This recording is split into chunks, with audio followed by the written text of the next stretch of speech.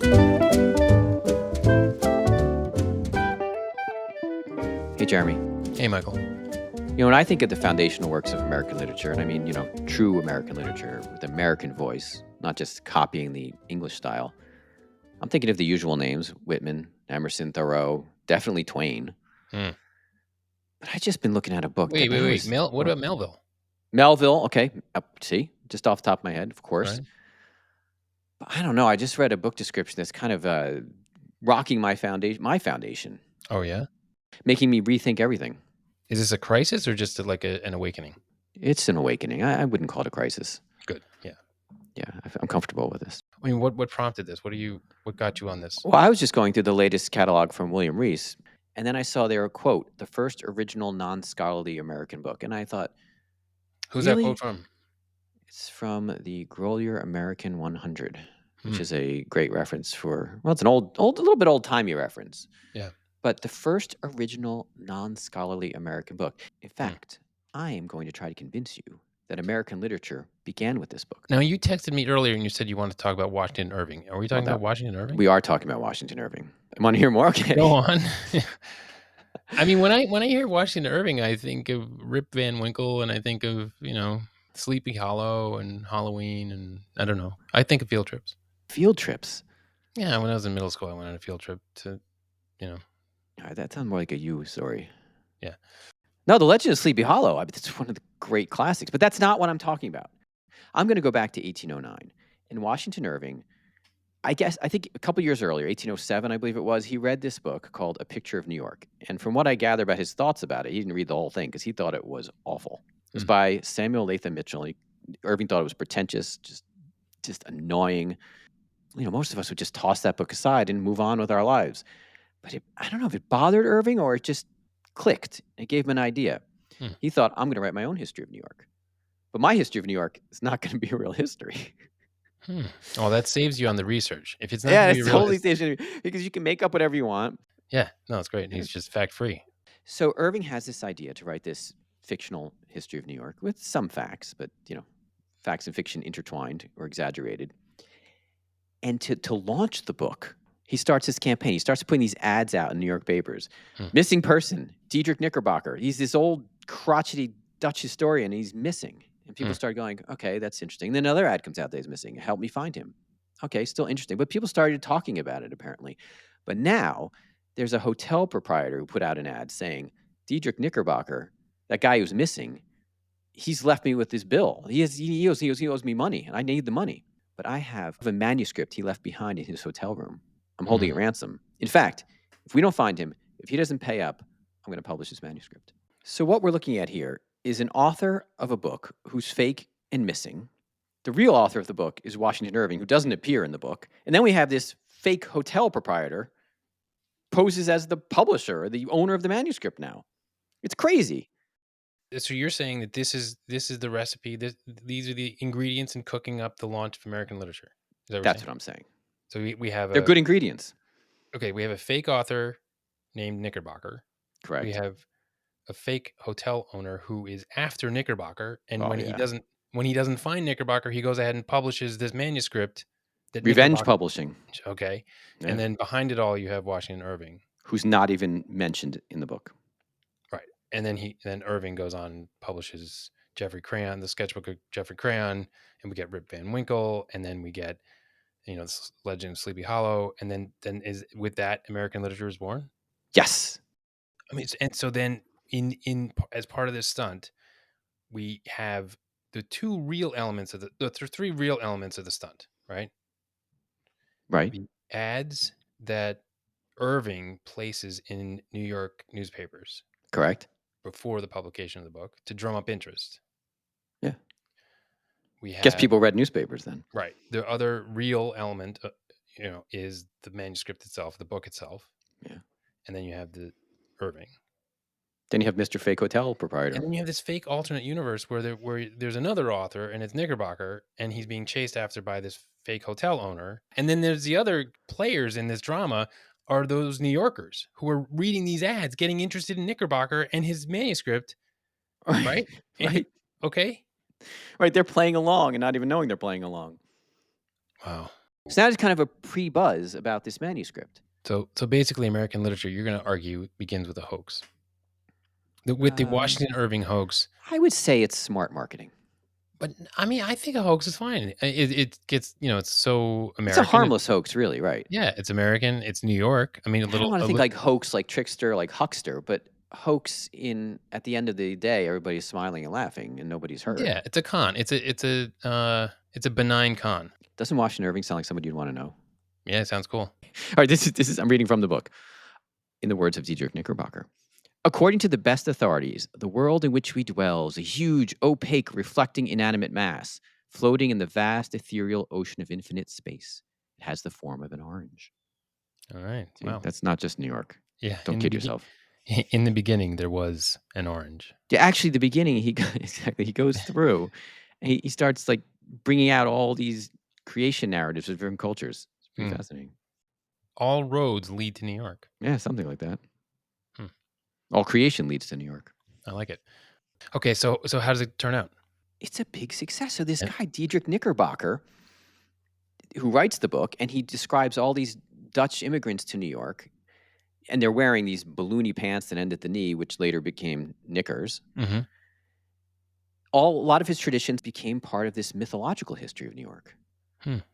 So Irving is defining this sense of what it is to be a New Yorker, which is why the name Knickerbocker then became associated with New York.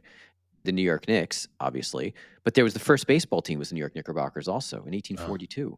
So this caught on really quickly. In 1842, you said? 1842 was the first professional baseball, first team that was licensed as a professional baseball team. Think about that, like a sports team, and forget about the baseball for a second. But nowadays, the Knicks, a major sports franchise, is named after a fictional character. That historian. Yeah, nobody was offended by the con. In fact, New Yorkers kind of embraced what Irving portrayed them as, these eccentrics, these, lovable eccentrics. And that's why, you won't believe this, the New York Knicks early logo has a picture of a Knickerbocker with a basketball. New Yorkers embraced this idea. So they weren't taken by this con. Show me this Knickerbocker basketball logo. Oh, you got to see what right? Look what you're looking at. You're looking at a ridiculous figure. It's a Dutch historian in these baggy clothes, dribbling a basketball. That's not a cool basketball player. No. That's an oddball. That's a madman. That's a madman playing basketball. But I guess the overriding point is that New Yorkers took on this identity, calling themselves Knickerbockers. To really think about that, Diedrich Knickerbocker. It's this fake person. They leaned into it. They embraced it. Right. Yeah. Quirky. Eccentric. Okay, so let me get this right. So Irving creates this oddball Knickerbocker, and then this book is a big success, and then New Yorkers they identify or start to identify with this quirky, weird, they own it. Fake historian. It's a fake historian. It's just so bizarre. Because you hear Knickerbocker, that's another name for a New Yorker. Yeah. Fake historian. It's so absurd. In fact, the whole story is so absurd it doesn't sound real. Yeah, and then you have this whole... It's not real, but it is real. If you know what I mean. Huh. Cool. So it's just like a big stunt in New York City. It's so New York. Starting with fake advertisements. It's so wonderfully New York. Yeah, I love it. I've saved the best for last. Okay, good. Maybe the best. In 1809, in America, people didn't really celebrate Christmas. The Puritans kind of stomped it out. It should be a serious holiday. Actually, it wasn't even a holiday. Just New Year's Day was a holiday. And what Irving did was kind of bring some of these old Dutch traditions, and he mixed them up and combined them and turned Christmas into this time of generosity and joy and family getting together, which he talks about in the history of New York. He introduces this character, Sinterklaas. Sinterklaas? Yeah, Sinterklaas. This is in the history of New York? Santa Claus. In the history of New York, yeah. He talks about St. Nicholas, and he gets really explicit in his 1812 edition, where he has his character Olaf dream of this good St. Nicholas, dreams that the good St. Nicholas comes riding over the tops of trees in a wagon, not a sleigh, so in a wagon, and he brings presents to the children. He smokes a pipe, places gifts in stockings hung by the chimney. Does he This come is- down the chimney, or is he's just wagons up? I don't know if it's that specific. Okay. Keep But this going. is way That's cool. before Clement C. Moore's "'Twas the Night Before Christmas," you know, Vision of St. Nick and all that stuff, which I had thought was the beginning of American Christmas tradition. When people think of Christmas, you know, and the origin of Christmas, the modern version of Christmas, typically the first thing I'm going to think of is Charles Dickens. But you're making a case now that it really was Washington Irving. Yeah, I need a soapbox to announce this too. In New York City, you could just go on right in the street corner and just start screaming about it. Well, maybe you're right, because part of the legacy of this book is that New Yorkers now think of themselves as eccentric, in the spirit of Diedrich Knickerbocker. All right, so a little more about history of New York. So it was a big deal, and it really did launch his career. A career that then let him put out his very famous book, Sketchbook of Geoffrey Crayon, which has the stories of Rip Van Winkle, Legend of Sleepy Hollow, etc. Yeah. All right, to sum up, Irving created this less formal, uniquely American voice. It's funny, it's ironic that it's in the guise of a Dutch historian, And you can trace its influence throughout the century, most notably in the satirical style of Twain. And just to seal my argument, I should mention the existence of the Knickerbocker Group. Yeah, this is a literary society which formed soon after the history of New York. And of course, it's named after our fictional friend, Diedrich. Any distinguished members? Yes, I'm getting to that. Okay. Well, see, Irving was one of the first Americans to make a living from being a professional writer. And the group were like, ooh, I want to get some of that action. I don't know if they really said that. The group was, though, unashamed of being kind of forward about its capitalist motives.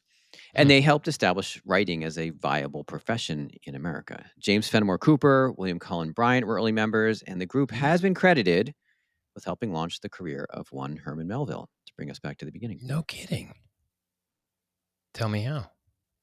They showed what was possible for an American writer. They championed his works. They introduced him to a lot of important things, and it actually created this whole support network that could allow an American writer to flourish.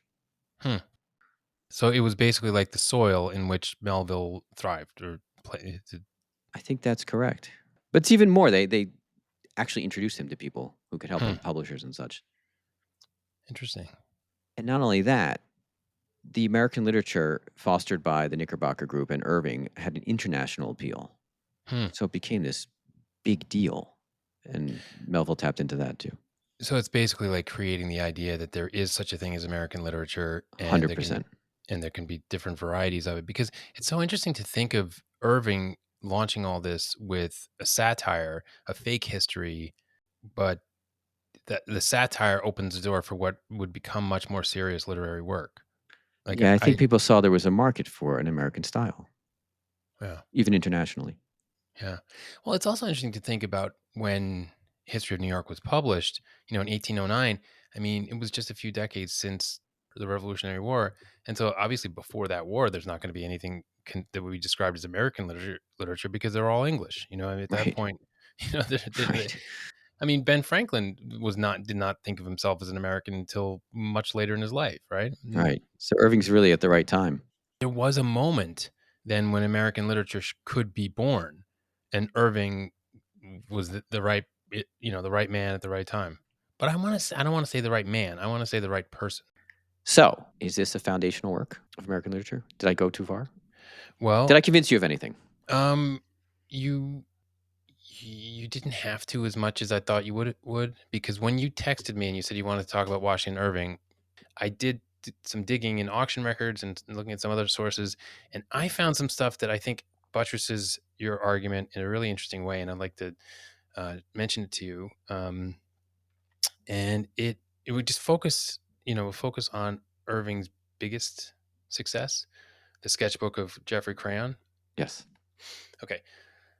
So last year, Christie sold a copy of the first edition in original wrappers for $56,700.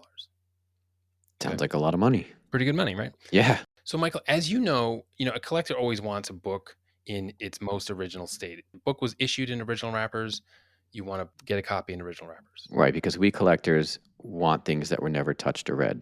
Right. And so if I put it that way, it sounds ridiculous. But that's just the logic of collecting. No, but I also get it, because when you see something in the original state, you're thinking, wow, Yeah. this is how the people originally saw it. I feel like I'm back in the time, Right. and then you're thinking, how did this survive like this? I get all goosebumpy.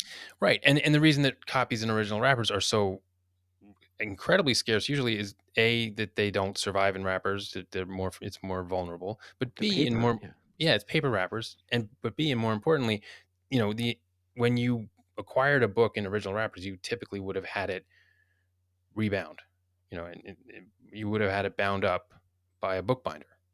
And then the wrappers are gone, and now you've got a leather bound book or cloth bound book or whatever it is, but the wrappers are gone. Christie's sold a copy in the original wrappers for $56,700 last year.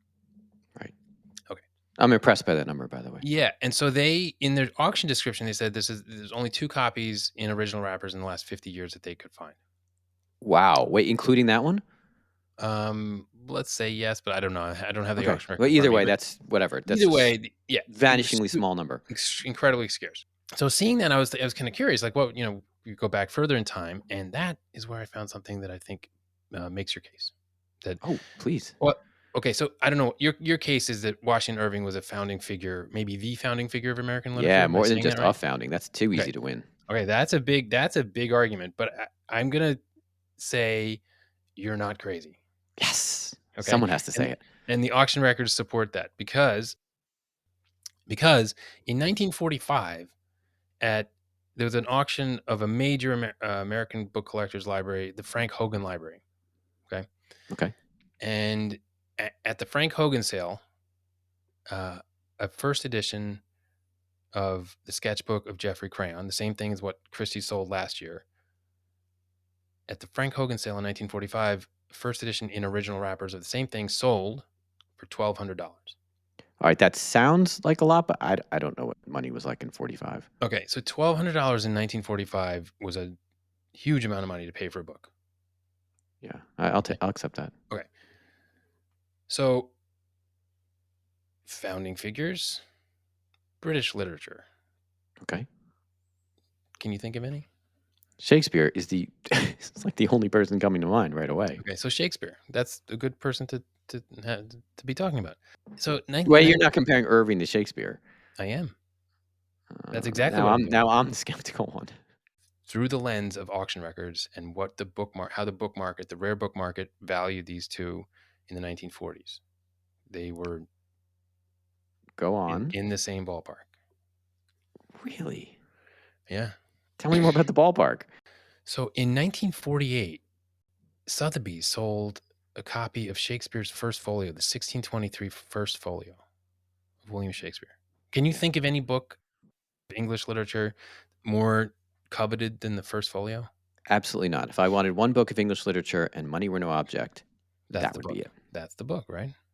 Okay. No question. As you know, several years ago, a copy of the 1623 Shakespeare folio made $10 million. Right. Yeah. So I wouldn't expect to see that for a copy of Jeffrey Crayon, sketchbook of Jeffrey Crayon. No, because a perfect copy just sold for $56,000, which is nice price, but not in the same league as the Shakespeare. So in 1948, Sotheby's sold a copy of the 1623 Shakespeare folio for £440. What's that in dollars, though? So conversion was about 4 to 1, so that was about $1,800. Wow, that is the same ballpark. That's the same ballpark.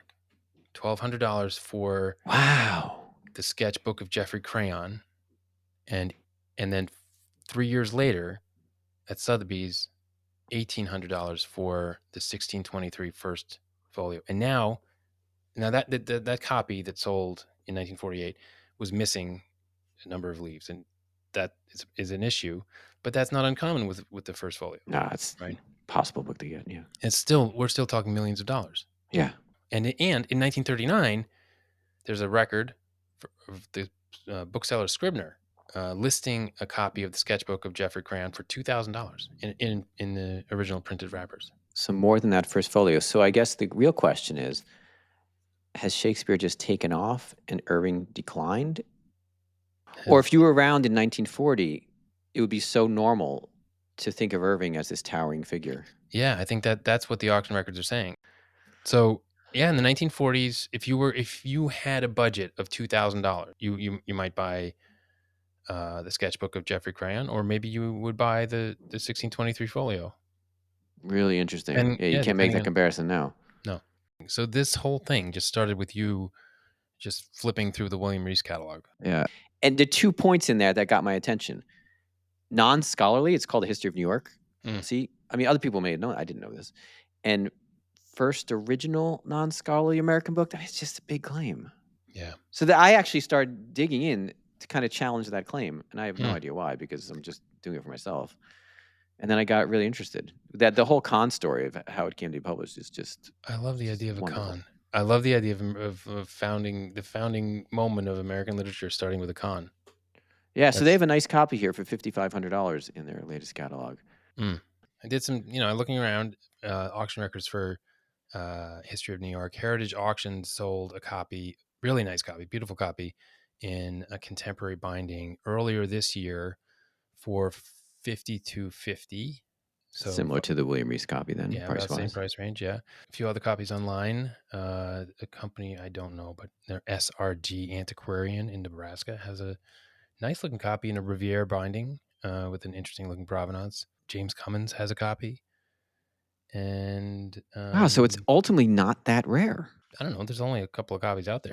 I know It's we pretty get rare. jaded. We're like, oh my gosh, if there are 2 copies of something, it's not that rare. It's Yeah, I a mean, it's ridiculous also way to look I at think things. the way to say it is, given its place in American literature, it's not that expensive. I mean, you could Yeah, easily yeah, spend, that's what I'm thinking too. right? So you could, for $5,000, you can buy a really, really attractive copy of the first edition with the folding plate. Of course, you definitely want the folding plate. Of course. And that's Folding plate of New Amsterdam. right.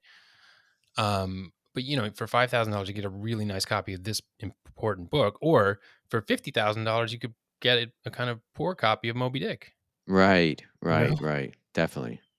So, but another record I found, 2019, PBA Gallery sold a copy of History of New York in original boards. Ooh, That's in original boards. I mean, that's exciting. that Like, is exciting. yeah, sold for $6,250. The estimate on that was $700 to $1,000. I mean, what were they thinking? They were not thinking much. I don't know. And there's no description really of it. So Right. you have to know how important it is. Yeah. I mean, I'm looking at the images. The folding plate looked great, and original boards. Yeah, they actually say nothing about the importance of the book in their description. Yeah. Wow. I want that book. I want that copy. See, a little knowledge gives you opportunity. I should also mention that there's a really nice edition, illustrated by Maxfield Parrish, Well, that's an that was interesting published in combination. 1900. Pick up a copy of that. They range, around $1,000, a little less, maybe a little more for a better copy. But there's some nice examples of that out there too. So yeah, this is an interesting book to keep an eye on. Okay, what would you pay for one of those ads? Oh, wow. That's great. Right? Yeah, that If would be you're so cool. You if get the you book and then you get the ads leading up to it. right. So if I you're want the hotel proprietor's ad. That's the one I want. right. So if you're right that this is the launch of American literature, right? Then it's not the publication, not the 1809 publication of the book. It's those ads in New It's York. everything. It's the whole No, story. no, but what I mean in terms of what comes first, it's the ads. The ads come first. Right. It's They're like complementary. They're synergistic. They're okay, all both essential. okay, but what about the I would like love the ads though. Love it. right? Yeah, totally. Now you want me wanting something that's probably unobtainable. But maybe not. All right, that's it. Thanks for listening. If you enjoyed this episode, hit subscribe. Find us on social media for information about upcoming episodes. And until next time, so long.